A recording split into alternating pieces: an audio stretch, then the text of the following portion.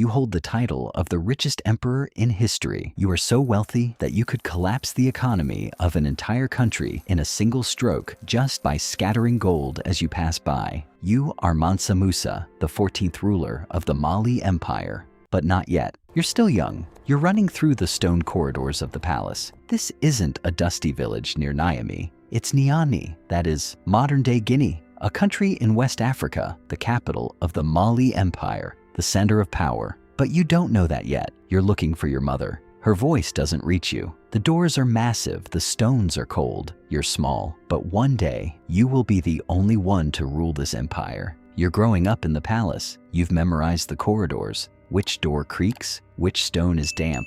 You know these things, but you don't know power yet. Power isn't taught, it's lived, and you aren't living it yet. You're preparing. You'll understand the difference between the two much later. You aren't sitting on the throne yet. There is Abu Bakr II, the predecessor, the ruler, a strong man, a resolute man. But power isn't enough for him. Curiosity is greater. He wants to see beyond the Atlantic. He wants to conquer the unknown. One day, he sets sail with 2,000 ships. He has hundreds of soldiers, tons of supplies, a massive fleet. He doesn't return, not at all. The first ship doesn't return, so a second fleet is sent, and it doesn't return either. No news comes, only silence. The ocean swallows everything, and you ascend the throne as the new emperor amidst that silence. You don't win it, you inherit it. The difference is this: what is won has a taste to it. There is a victory behind it. There is a struggle. What is inherited has only its weight. You begin with that weight. Without victory, without celebration, only with responsibility. The year is 1312. Mansa Musa, the ruler of rulers. This is not just a title. It is a declaration of reality.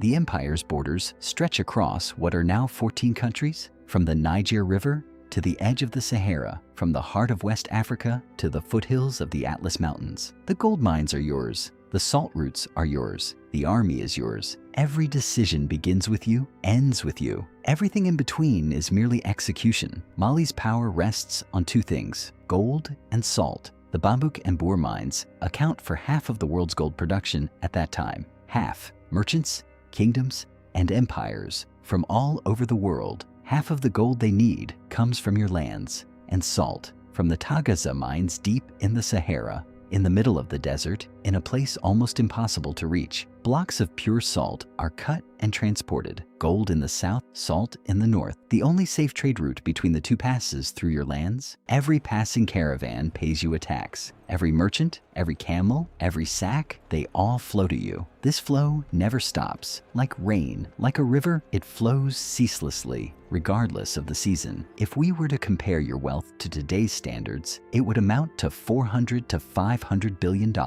In other words, you'd be among the world's wealthiest. Elon Musk didn't even possess that much wealth just a few years ago. Imagine having that fortune 700 years ago, and what you owned wasn't paper money. It was pure gold. You don't make money. Money comes to you. That's the difference. And that difference changes everything. People don't love you. They fear you. You know this, and you don't see it as a problem. Fear is more reliable than love. Love grows weary, fades, and turns to someone else. Fear is constant. It waits in the same place every morning, stands at the same door every night. You learn this early on, and you never let go of this knowledge. The year is 1324. You're going on the Hajj. You set out with 60,000 people, 500 servants, each carrying 4 pounds of pure gold, hundreds of camels, their backs laden with tons of gold dust, tents, kitchens, guards, scholars, poets. The caravan is so long that its front and rear cannot be seen at the same time, and you are in the middle, on horseback, calm, silent. You do not hurry. Strong people do not hurry. Strong people make others wait. The world adapts to your pace. You do not adapt to the world's. You enter Cairo. The Mamluk Sultan Al-Nasir greets you. There is a welcoming ceremony, protocol, hierarchy. One must bow before the other. You do not bow. You do not kneel. You do not bow your head before the Sultan, because you are not the one who kneels. You are the one before whom others kneel. This single gesture, this silent resistance, it will be discussed among diplomats for years to come. It will go down in history books. Then you begin distributing gold to the people. You distribute it to the poor. You distribute it to the mosques. to the merchants in the streets, to every corner of the city. This is not charity. It is the weight of existence, a sign of wealth, a sign of power. Every dinar you distribute says, I am here. I am greater than you. Quietly but clearly. Amid such an abundance of gold, a critical situation arises. Cairo is collapsing. Gold prices go into freefall. So much gold floods the markets that its value is shattered. Gold suffers the greatest loss in history. Inflation begins. Merchants are driven to bankruptcy. For 10-12 years, the Egyptian economy cannot recover from this blow. You are destroying a city simply by passing through it. You do not intend to. You simply exist. You return from Mecca. Nothing has changed within you, but everything has changed outside. You are no longer just the ruler of Africa. You are a name known to the world, recorded by Europe on a 1375 map of Catalonia. You sit right in the middle of the African continent, on the throne, a golden mace in your right hand, a golden globe in your left, a golden crown on your head. European cartographers are drawing you, without seeing you, without knowing you, but they are recording you.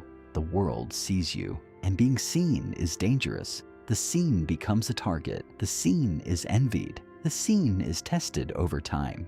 You return to Timbuktu and begin commissioning construction projects. The Jinguereber Mosque rises. The Sankore Madrasa opens. Scholars are coming from distant lands, from Morocco, Egypt, Al-Andalus. Poets are coming, mathematicians, physicians, jurists. Timbuktu is evolving from a city into a center of ideas. It becomes the brain of the continent. At any given time, 25,000 students are studying here. Libraries are overflowing. Written works are multiplying. Knowledge accumulates. So you're not just squandering your gold, you're also valuing science and art. But you're not doing this solely for faith. Be honest with yourself. You've never done it solely for faith. Knowledge fuels power. Scholars grant legitimacy to the ruler. The mosque places God by your side. Every stone is a calculation. Every minaret, a strategy. Every madrasa, an investment. Nothing is pure. Nothing is just faith. Power lies beneath everything.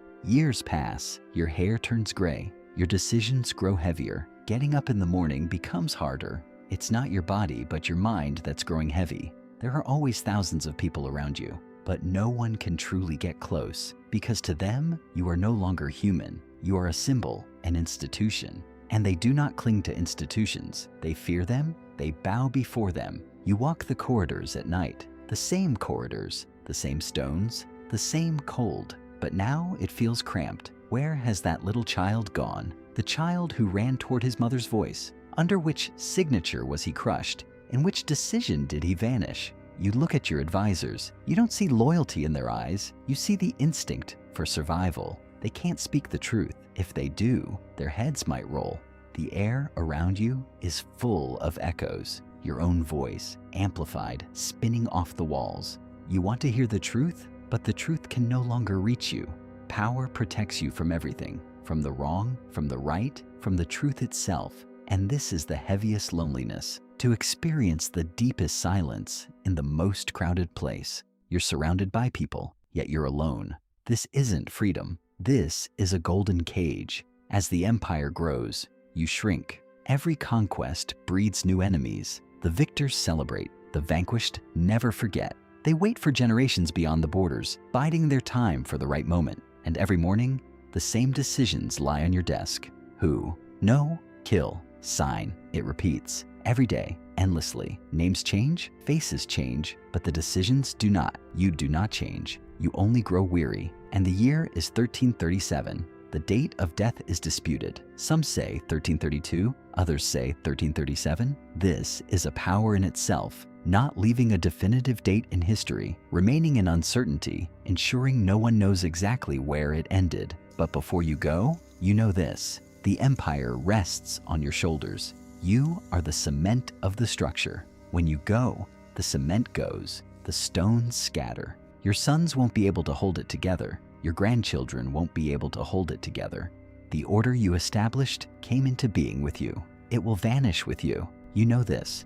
You accept it. And yet you go. You have no other choice anyway. You never did. No matter how rich you are, Even if half the world's gold reserves were yours, you are still just a human being, just as it is in everyone's destiny. Leaving this life is your destiny too. Historians will describe you as the richest person in history. They say $400 billion, maybe more, maybe much more. The number is meaningless. A number is an attempt to reduce the incomprehensible, an effort to fit it into a frame.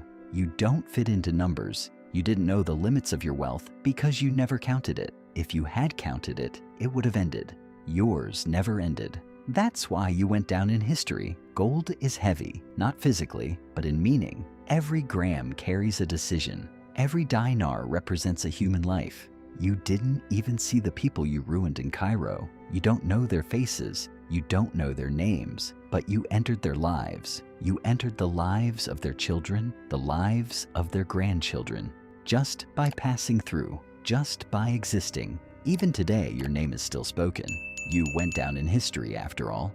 That's how power works. You break without meaning to. You darken without looking. You destroy without realizing it. And you can't change that, because giving up power means dying. You don't choose to die, you choose to destroy. Every day, knowingly, and in the end, the throne grows cold. So do you. The corridors are still vast. There are no children running through them anymore. Only silence remains, and gold everywhere, in every corner, between every stone, gold. Everywhere is gold.